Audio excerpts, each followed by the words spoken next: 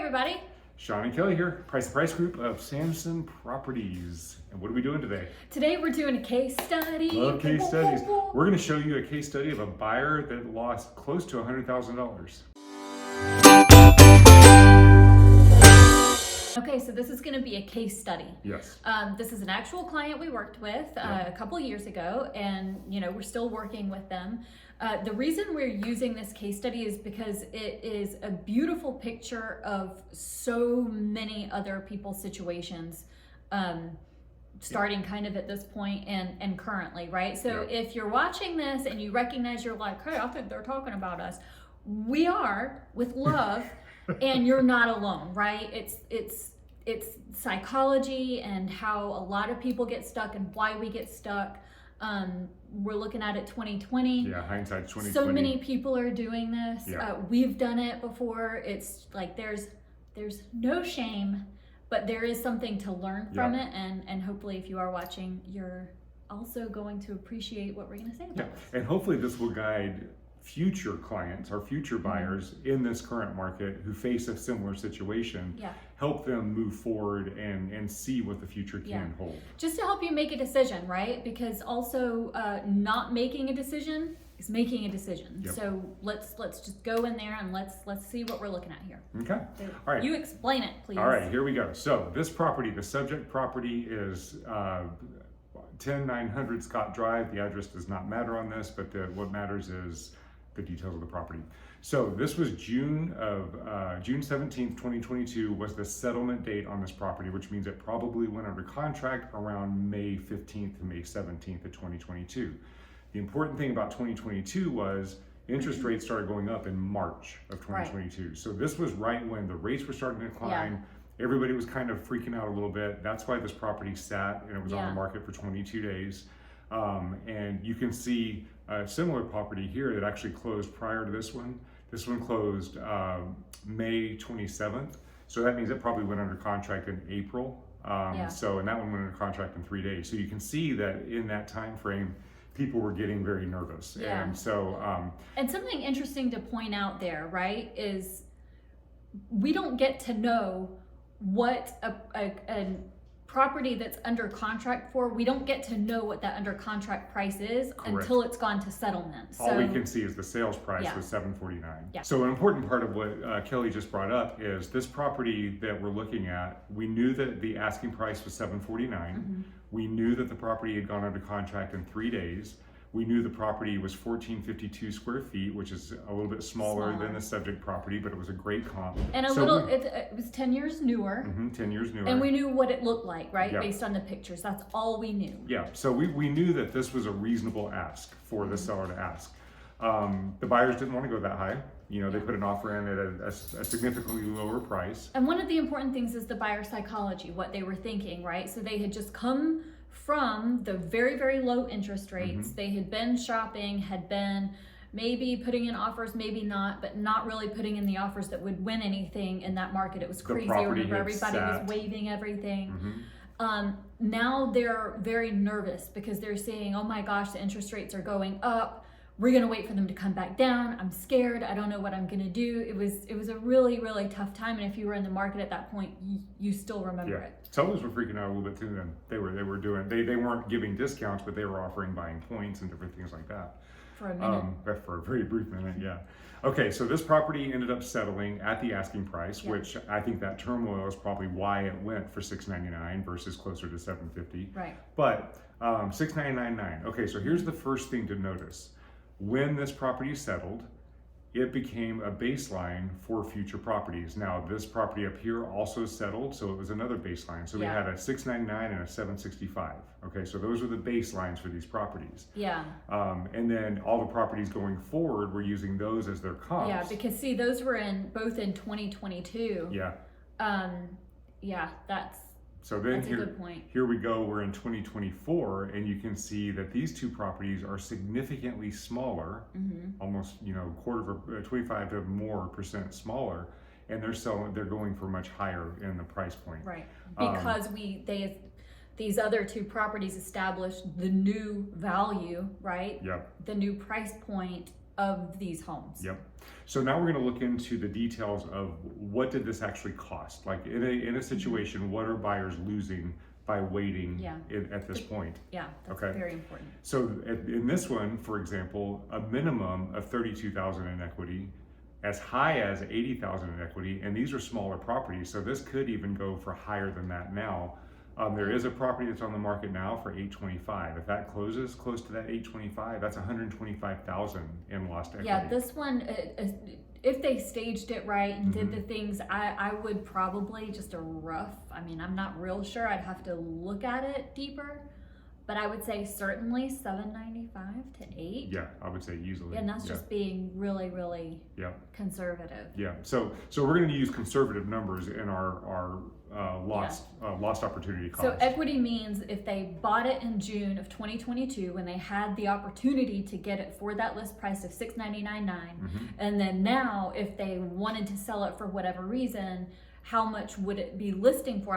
How much would they sell it for? That difference is the equity. Yep. So that's somewhere between $32,000 and $80,000. Yeah. Again, we don't use the $825,000 because this property is currently on the market. We don't know the actual market value until that property gets sold. Right. All right. So $32,000 to $80,000 in lost equity. That's item 1.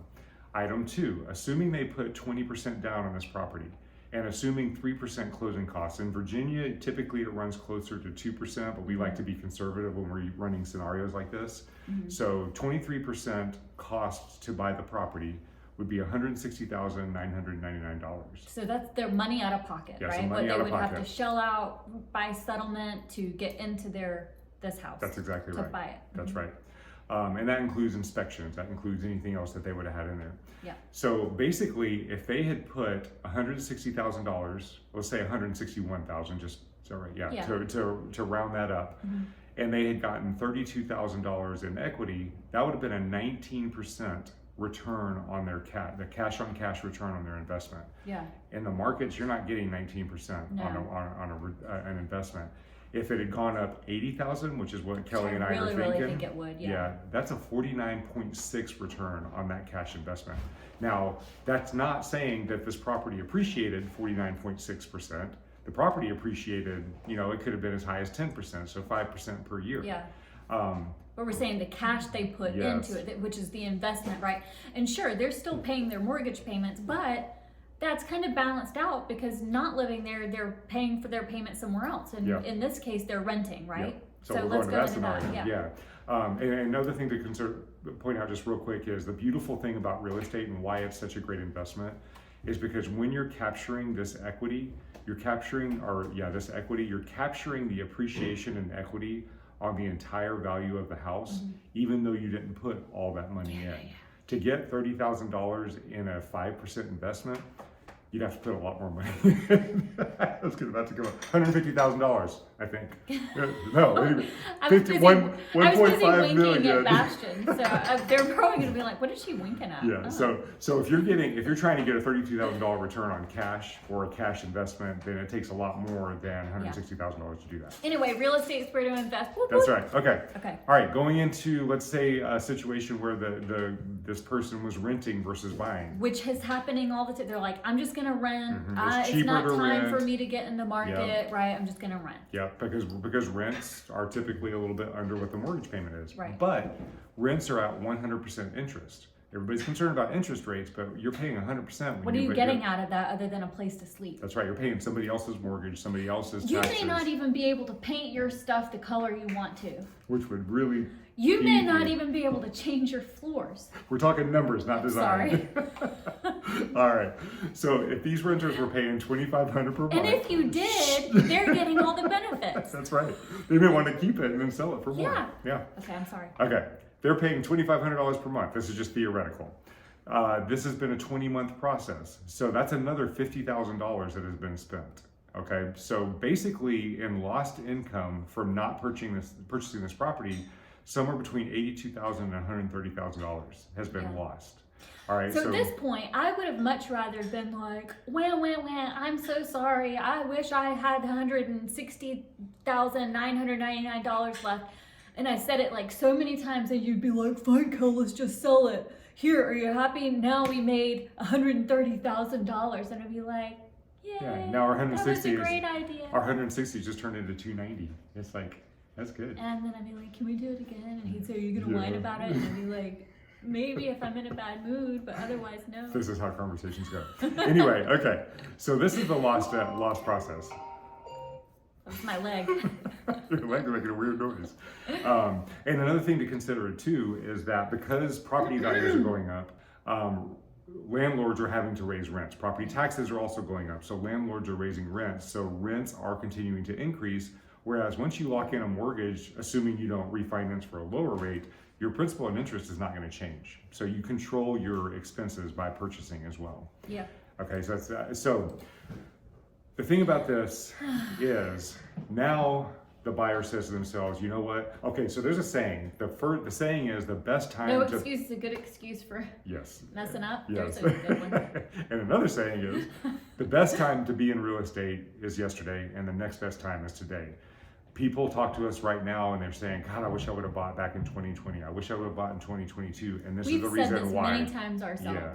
So now it's 2024. In 2026, 2027, you're probably going to be saying the same thing. But the catch is if they came into the market right now and tried to buy that exact same house, it would cost them $732 to $780. Right. It would still be worth it because it's going to continue to appreciate. It'd be worth it, but could they afford it? Right. That's the thing. That's the thing. That's the challenge. Yeah. So and it could be possibly more in this market. It might get bid up over 800. Right. So this is a so common. now it's like, okay, let's say in 2 years you haven't gotten a raise or you know your work situation is the same, your income situation is the same, but now you can't even afford the houses you were looking at Because back of in interest rates, yeah. like just 2 years ago. Yeah. You know, so you weighted yourself into kind of scaling down what you're able to get into. And that's because it's a good point. And it's because of both interest rates, affordability, but also because of the appreciation. You know, maybe you, Right. even with a lower interest rate, you couldn't go to 780. So now Yeah. you're looking at what were previously $500,000 houses. Yeah, that are and in the I've price I've range. said this many times. I think I don't know if anybody's heard it, just because like maybe the one person who listens has. But it's like we got into our house. We bought it when like the day I got the alert rate to lock, the alert to lock notification, and I'm like, okay, we gotta lock this. And that was when they started going up. The very next week, we wouldn't have been able to afford this house. Yeah. We do this because we want this scenario. This is a common scenario, and they always say hindsight's 20/20. So let's take this hindsight, put it into today's market, and use that in making decisions moving forward. Okay, If so you the got- house you're looking at right now, Yeah.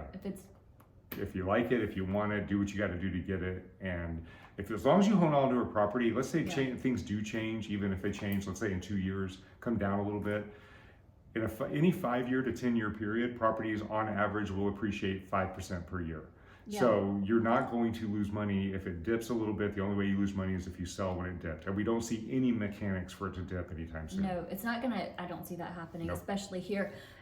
This might be a fun exercise to do, and then we'll get off of here. Yeah, I'm we got sorry. time. This is gonna be a really fun exercise. If you haven't done it already, I want you to go on Zillow, Realtor.com, or ask us to set up a search for you for the houses now that you were shopping for a year ago, 2 years ago, 3 years ago, when you decided now's not the time for you, and see what you're looking at now compared to what you were looking at then. And ask yourself, do I really want this to happen to me again in another year or in another 2 years? And that might really help you, because I mean, some people are about the numbers and like, oh, that makes sense or doesn't. But some people are like, do I really want to like live there? Yep, that's right. It's true. All right. Any questions, let us know. If you would like us to set up that search, which I love that idea, let us know. And we'll see you next week.